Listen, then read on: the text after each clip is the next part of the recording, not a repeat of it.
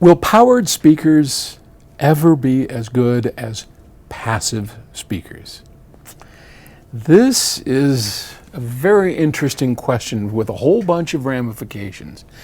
And it comes from Tony Chung in Hong Kong, one of my favorite cities on the planet. And Tony writes, will powered speakers ever be as good as passive speakers with a good amp? That's been debated, God, for the last 30-something years. And the reason is pretty, well, I don't know how simple it is, but so let's jump into it. First, let's talk a passive speaker is what you might imagine. There's one sitting over there, but I can't get up and move the camera. So a passive speaker is what we're used to. Some drivers, a box, a pair of binding posts, and you hook your amplifier up to it, right? And inside is some passive components, which is called a crossover network. So the crossover divides the frequencies up so that the tweeter only tweets and the woofer only woofs. And those are everything from very simple components to fairly complex components. Typically, a tweeter might have just a capacitor, and that'll form a high-pass filter that'll just roll off all the bass, and the woofer is going to have, oh gosh, a couple of components. Typically, there'll be an inductor in there, and anyway, coil of wire. So that's a passive loudspeaker. 99.9% of every loudspeaker on the planet is passive. Now, some speakers, like our upcoming AN series of speakers, will have some component, some areas that are separately powered. Ours is a four-way loudspeaker, and so we'll separately power the woofer system and then what we call the mid-bass system. But that's all in the low frequencies, and we'll provide the power for that for any number of reasons, of which we don't have to get in right now.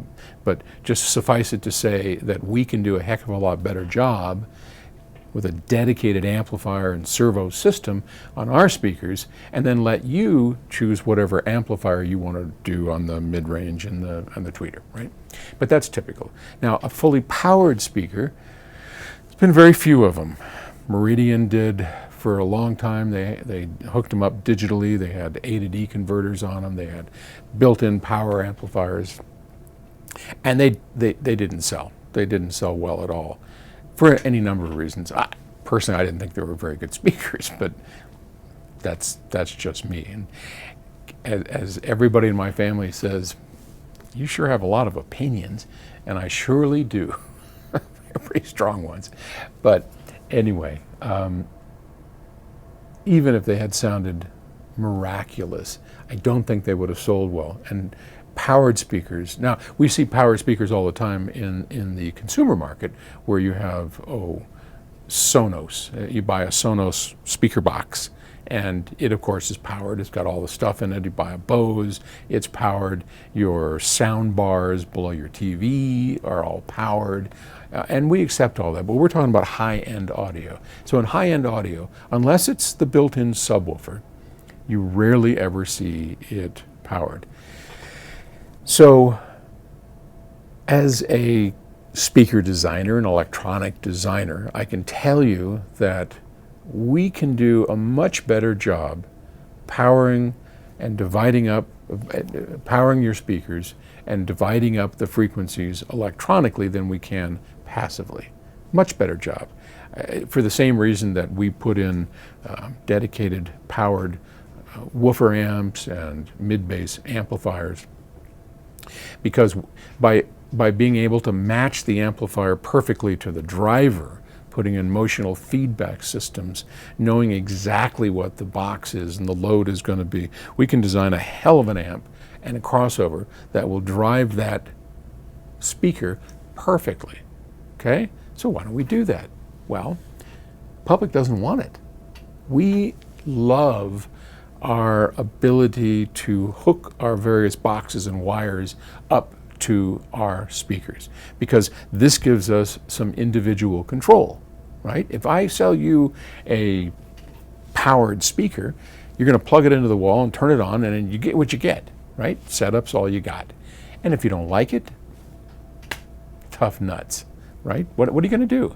Now, if I sell you a regular speaker, If you don't like the bass response, you can get a more powerful amplifier. You can change a cable. You can do all sorts of things that affect the way those speakers sound. And so by giving you a powered speaker, I am robbing you of the ability to tailor and customize your loudspeaker, and people are not happy with that.